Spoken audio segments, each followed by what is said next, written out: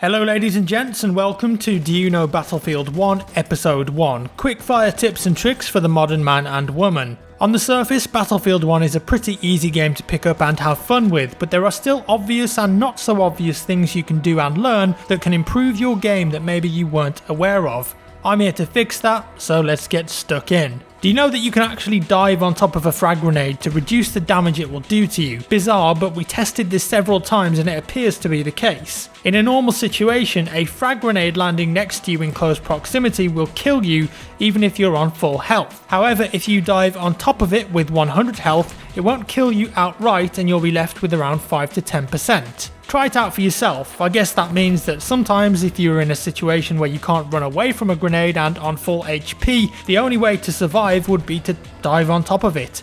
Intriguing really, isn't it? Do you know that you can crouch slide in BF1? When sprinting, if you hit the crouch button, you'll do a small slide. This is especially good for when you're trying to get behind cover to help make you a harder target to hit. It can also be useful if you're out in the open and someone starts shooting at you. Just try sliding around a bit to throw the enemy's aim off. In close quarters fights as Assault, sliding around corners can make you a very hard target to hit. It looks a bit odd, but it certainly works well, plus historical records tell us that soldiers would slide around corners during combat in World War I all of the time. Like I said, you can slide forward, but also left and right.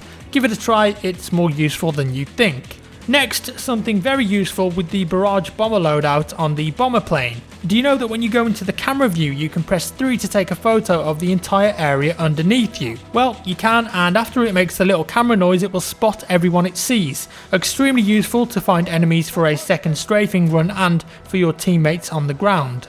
There are a couple of maps in the game with locked doors. Well, you can blow them open with certain explosives if you can't get in, such as the rocket gun. Now, onto bayonets. Firstly, let me clarify something that we've touched on before. Bayonet charging in a straight line to get somewhere faster does not work over long distances. I see a lot of players bayonet charging in the open to try and get somewhere faster. But if you've got two players side by side, one who's charging and one who is sprinting, the charging player will get an initial burst of speed, but because of the cooldown on the sprint, he ends up being slower over long distance. Don't use it to get somewhere faster unless you're using it to utilise that initial burst of speed to get behind cover, in which case it can still be useful. Also, something very important which not a lot of people know about bayonets because it isn't actually said in the game, they have a negative effect when equipped on a weapon. Most people have them because I guess they're pretty cool and bayonet charging is fun, but what you aren't told is that they do have downsides. If you've got a bayonet equipped, then the time it takes you to ADS after sprinting is actually increased as well as recoil. It's worth knowing so you can decide what suits your playstyle, especially if you don't use the bayonet much but you are still dealing with the negative effects. For me personally, most of the time I like to take it off. Hey, guess what? You've got a gas mask. Press T to use it on PC and up on the D-pad on console. It will stop you from taking damage in enemy gas, but remember, you won't be able to aim down the sight whilst wearing it. Also worth knowing is that friendly gas will suppress you and prevent healing while standing in it, so not wearing a mask is dangerous. Put it on or get the hell out of there as soon as possible. Do you know that if you're playing as any of the elite classes, you can regain health much faster by having a medic drop you a healing bag? More importantly, with the tank hunter and sentry, don't forget that you can resupply ammo too. So if you play carefully and watch your health, you can hold on to the kit for most of the game and knock out some insane kill streaks and flag caps. When you die, if there are medics nearby, it will show you in the bottom left of the screen and tell you how far away they are. Wait for them to revive you if they're close. What's interesting is that in BF1, as long as you stay in this death screen, you can be revived. I've waited ages in it before and been pleasantly surprised when a medic ran up to me and stuck me with a needle of life. Eventually though, the game does automatically take you back to the deploy screen. These gates on Ballroom Blitz, mass murderers, let me tell you.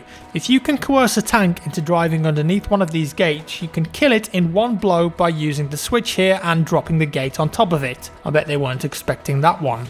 A tip for mortars now, if you want to spam the shots, you can actually stay in the mortar view by continuously clicking fire. This will give you effective rapid follow-up shots in the same location. However, if you want to skip the overhead view after you've fired a shot, you can do that by pressing the aim button to go back to the firing position to aim another shot. Do you know that if you've got a good enough shot, you can actually shoot gunners out of the Gondoliers in the Airship?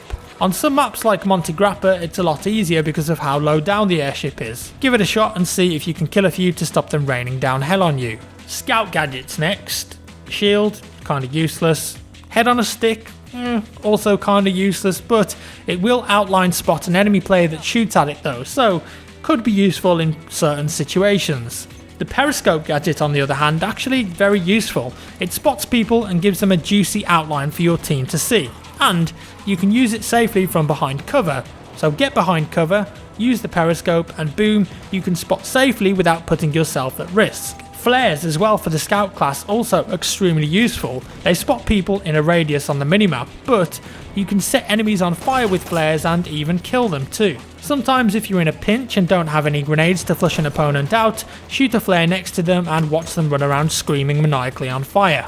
Glorious. They can also be used as a deterrent or area denial. If you need to camp in a building for a few seconds to regain health or reload, put one of them on the floor nearby the door and it will actually deter enemies from running through to kill you. If you need ammo or health and there aren't any support or medic players around, you can jump on a nearby unoccupied horse and just do it yourself. They've got ammo and health bags, remember.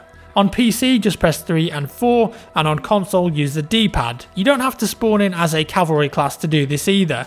Very useful, and it can get you out of a sticky situation, that one. Another tip, if you're on fire from a flamethrower dude or incendiary or flare, whatever it is, don't sprint, you're going to take way more damage. Instead, just go prone for a second. It puts out the fire faster and you will take less damage. Wait for your health to stop ticking down and you're good to go.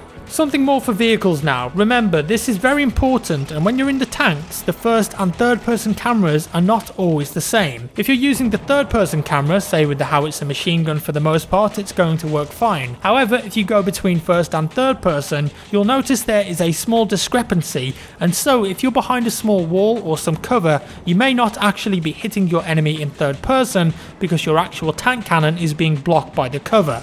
So for those precision shots, try to use first person as much as possible to make sure that you're always shooting where you think you are. Lastly for today, an operations tip. If you're attacking and you take the sector, you've probably seen that enemy players get spotted. Well, do you know that if you kill them before they escape, you actually get extra tickets? That's right, killing them grants you extra tickets for attack, so if you see those enemies spotted, it's definitely worth trying to get to them before they make a quick exit and retreat. On the flip side, if you're defending and manage to retreat successfully, your health and ammo will be instantly replenished. And that's all for episode 1 of Do You Know Battlefield 1. I hope you enjoyed it and learnt something new. If you did, give me a thumbs up, that would be amazing. Subscribe for more tips and tricks, and I'll see you in the next one.